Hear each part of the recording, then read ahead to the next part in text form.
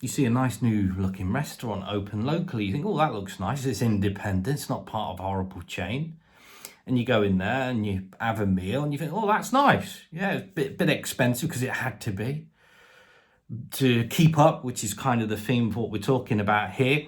But then you might go back a little bit later and you find that the food and whatever else has declined, not necessarily because of the owner and the choices that they want to make and the whole dream behind them setting the restaurant up in the first place. No, not because of that, because they're being absolutely hammered with costs, energy costs. Recently, the NI increases. Previously to that, the Rona, where safe to sit down, but you stand up, put the nap on to go to the toilet.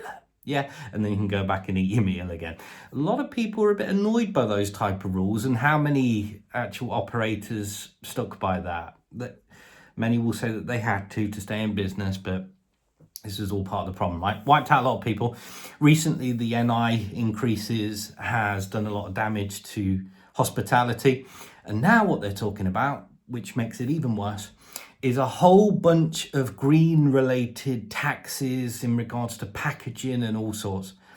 So these people that have got dreams, they start these businesses and they put their whole lives and passion into it, only to be absolutely hammered now and moving forward in the future. Why would you set up any type of hospitality type business in the UK without expecting to be absolutely hammered?